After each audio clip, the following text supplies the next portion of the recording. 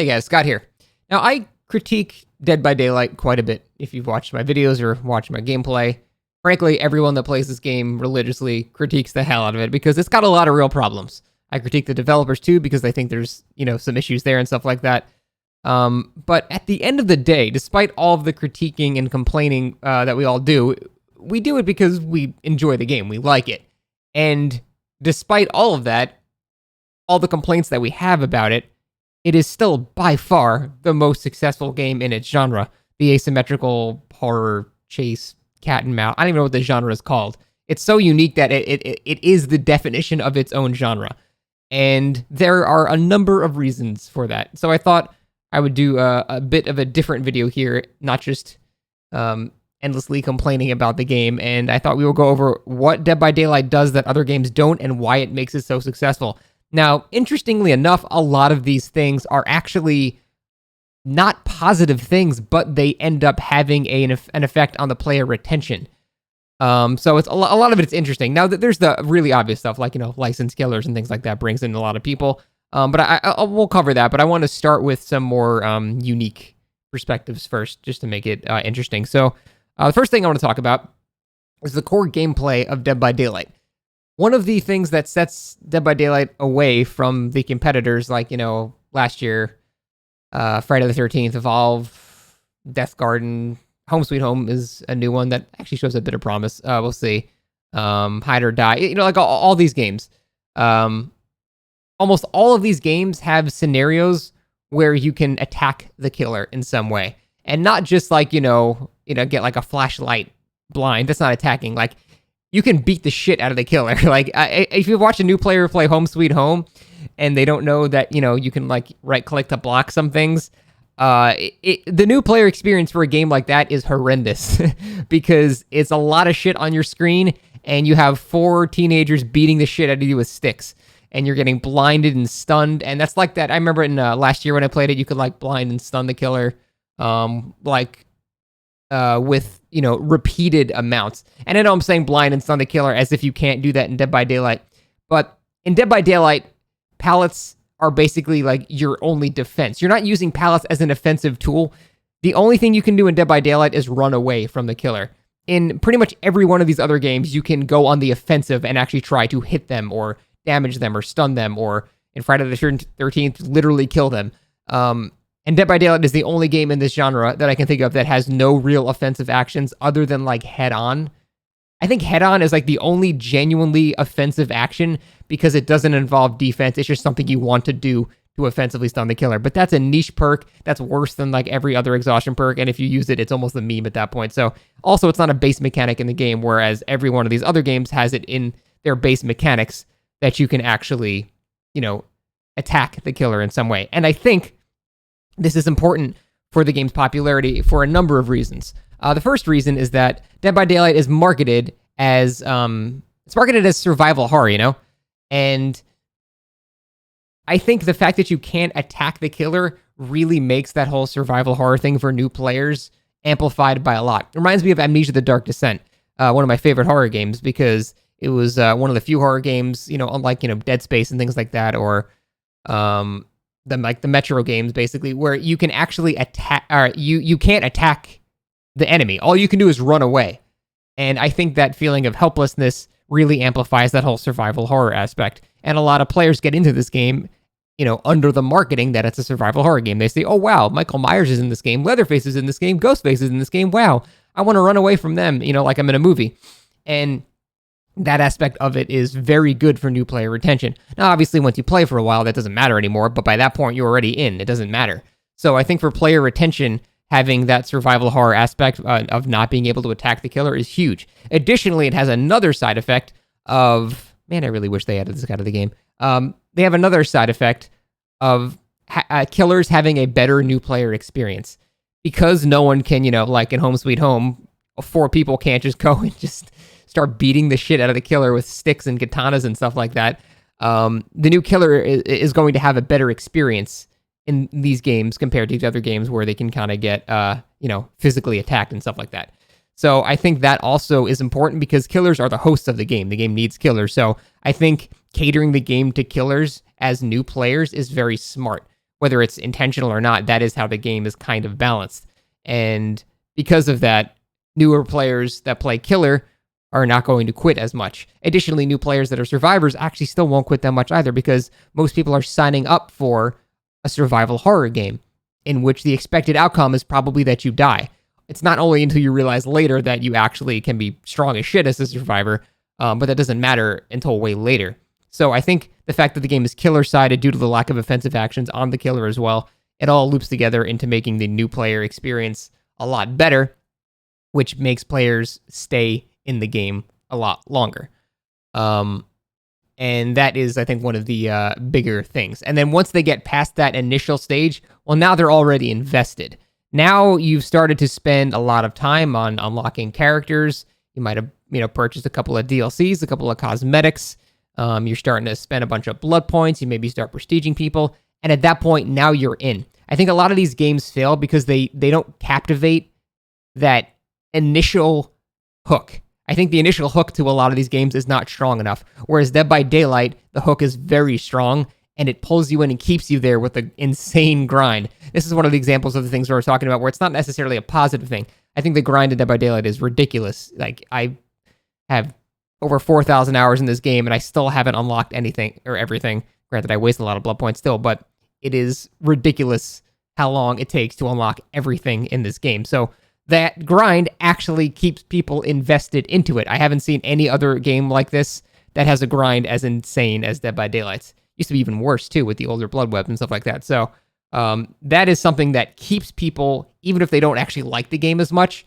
It's kind of like how World of Warcraft is, like, you can't knock it off the throne because people have, 16 years of achievements and mounts and items and things like that they just don't want to throw away. So much time has been invested. It's the sunk cost fallacy thingy. So people just have so much investment into that insane grind that even if a worthy competitor shows up, people will be hesitant to switch over. The worthy competitor has to be so good that it will make people okay with throwing all of their history away. And that is hard to do because these games tend to not have very strong hooks for new players, unlike Dead by Daylight.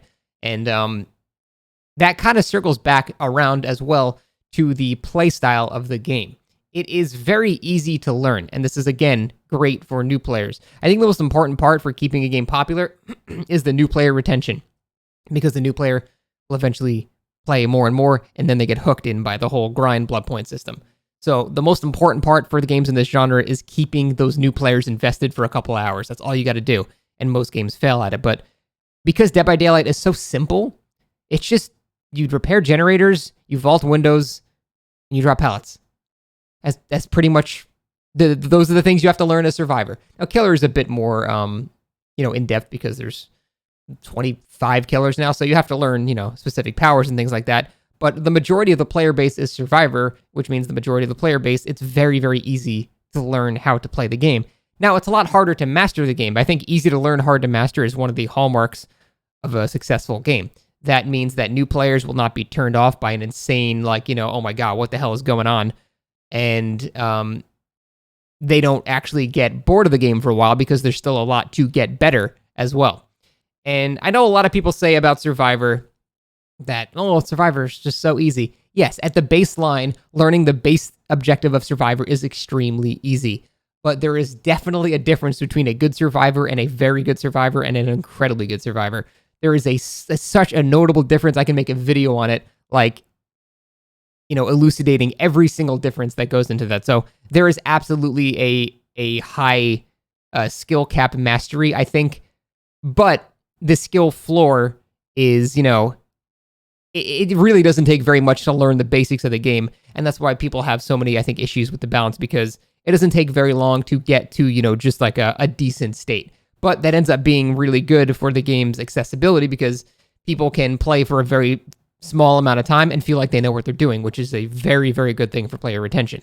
So that is very good. And the whole hard to master thing will keep people, staying there as well.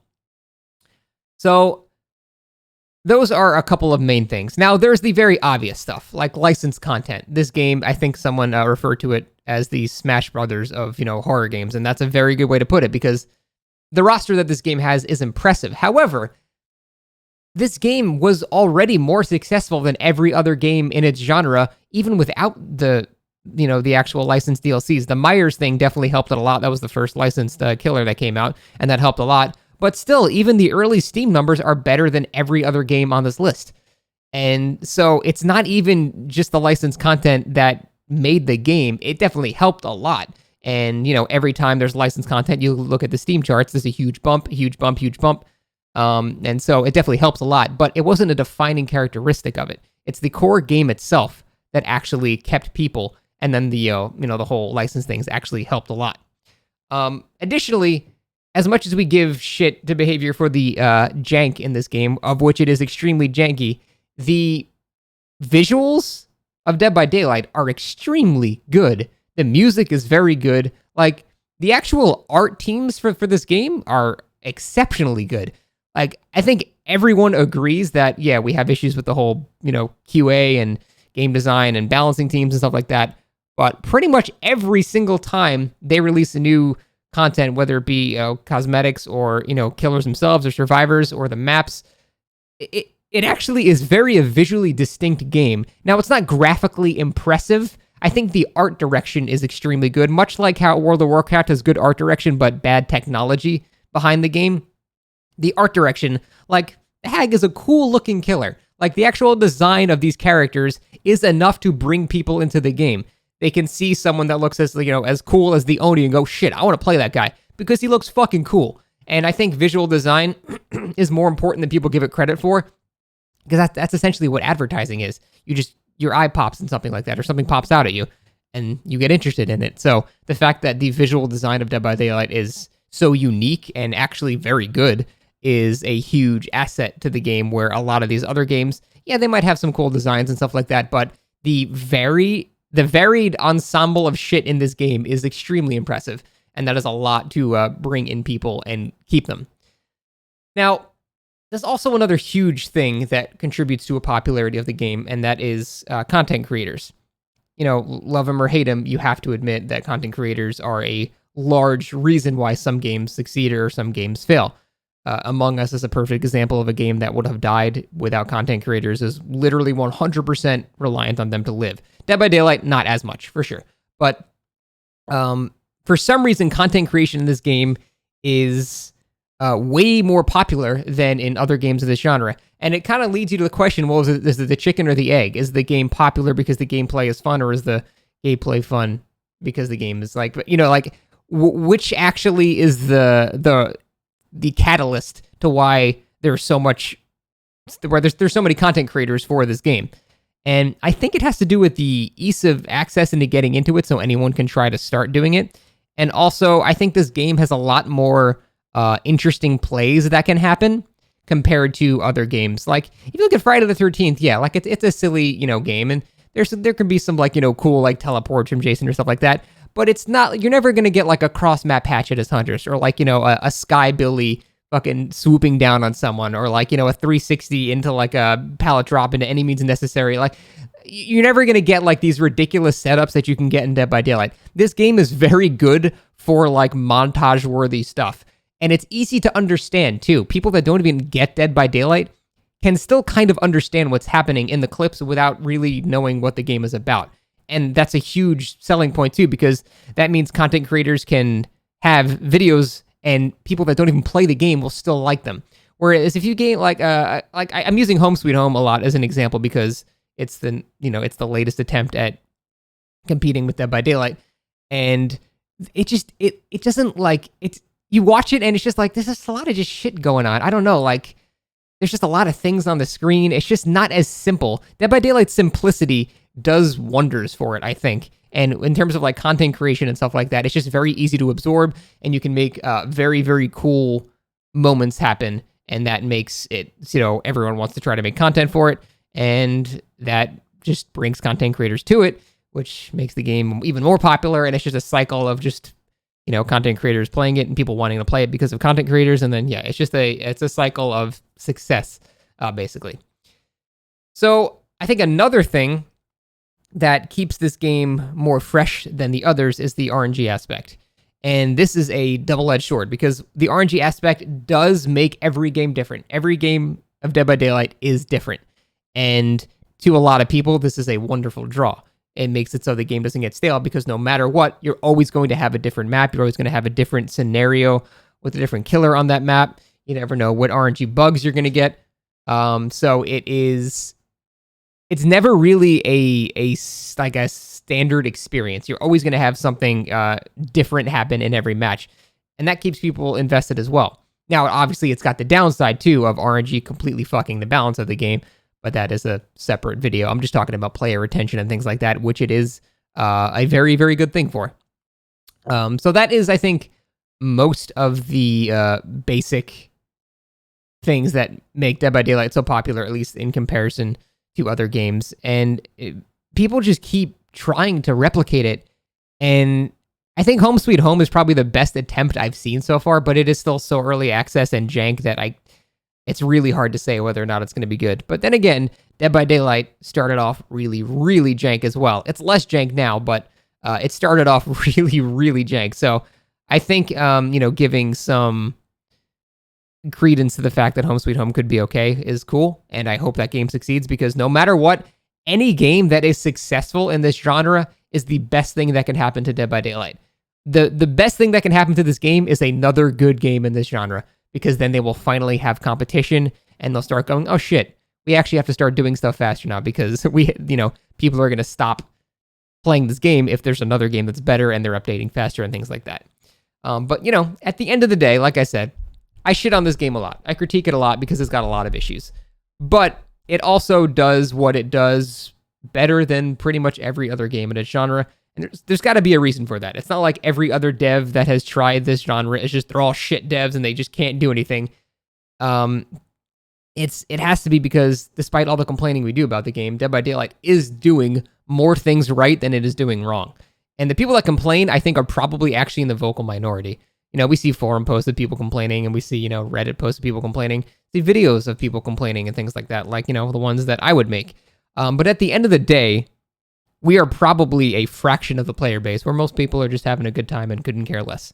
And I think that's why this game is so successful. It's just a very simple, yet very unique game, and it is very hard to mimic this exact formula. People will keep trying, I think, and I think they should keep trying, but it is undisputed that Dead by Daylight is the king of its genre, and there are a lot of good reasons for it. So I just wanted to give credit where credit is due. There's a lot of shit that we need to fix, for sure, but they do what they do the best out of everyone so far. But that is it, guys. Thanks for watching. See you next time.